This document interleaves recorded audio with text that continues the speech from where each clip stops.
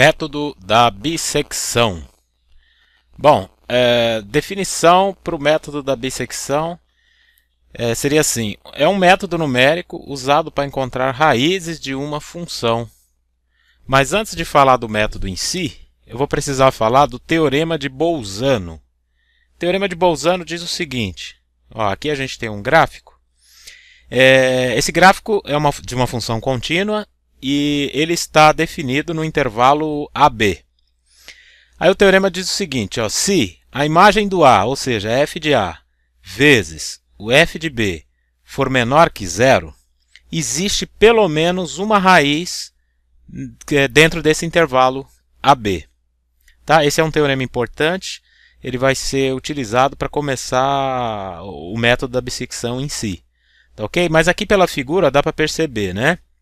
O que quer dizer? E essa ideia de pelo menos uma é porque assim, o método garante, o teorema garante que tem pelo menos uma raiz, poderia ter mais, porque esse gráfico poderia ser diferente desse formato aqui apresentado.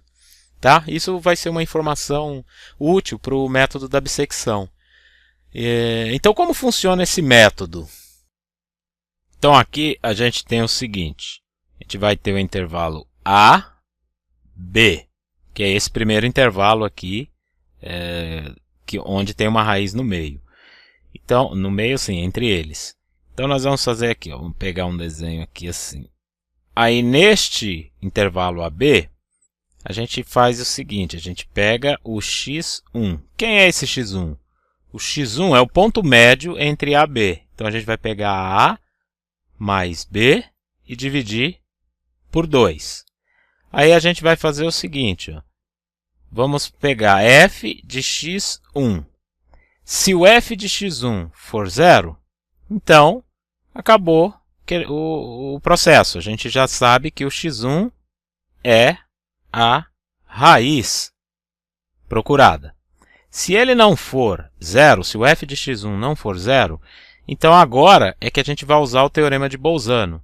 Por quê? Porque essa raiz, ou ela vai estar nessa primeira metade aqui, entre A e x1, ou ela vai estar na segunda metade, entre x1 e B. Como que a gente faz para saber qual lado ela está? Então, o teorema de Bolzano vai fazer o seguinte: f de A vezes f de x1. A gente vai analisar que sinal que isso vai dar.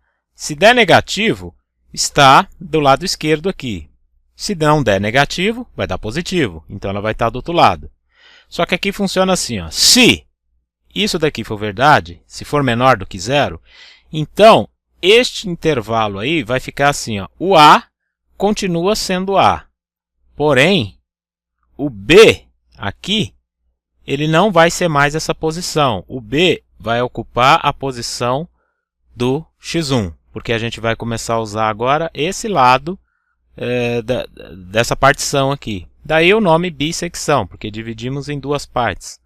Se isso não for verdade, então, ou seja, se o f de A vezes f de x1 for positivo, então a gente vai usar essa segunda metade aqui. Só que nessa segunda metade, a gente sabe o quê? O B continua sendo B. Só que esse x1 aqui, ele passa a ser o valor do A. Esse A inicial aqui, ele vai assumir, então, a posição do x1. E agora, dado que a gente já separou, a gente vai fazer de novo o processo. A gente vai pegar aqui, Então, por exemplo, suponha que tenha dado negativo e estamos usando o lado esquerdo. Então, a gente vai pegar agora um novo intervalo AB e vamos pegar o ponto médio dele, que vamos chamar de x2. Esse x2, quanto ele equivale? Ele é o ponto médio de AB sobre 2. De novo, o mesmo procedimento que a gente fez aqui. Porém, aqui o B era o B inicial aqui do problema, né? E agora esse B aqui, ele vai ser o x1. Então, aqui seria o equivalente a falar que era A mais x1 sobre 2. Esse mesmo procedimento a gente faria se caso FA vezes f de x1 desse positivo. A gente pegaria aqui o ponto médio aqui, x2, e a fórmula é a mesma, A mais B sobre 2. A única diferença é que agora o A ele equivale a x1. Né? Aqui nesse caso era o B que estava equivalendo a x1. Feito isso, a gente agora, ó, tem mais outra, né, duas partes aqui, ó, né, tanto desse lado quanto desse. Lembrando que aqui é ou vai ser o lado esquerdo ou o lado direito, não são os dois ao mesmo tempo, tá? Então aqui, ó, uma dessas duas partes vai ser escolhida de novo. De que forma? Teorema de Bolzano mais uma vez, ó. F de A vezes F de x2, a gente vai analisar se isso vai dar negativo ou positivo. Se der negativo, nós vamos usar essa parte aqui. Se der positivo, nós vamos usar essa.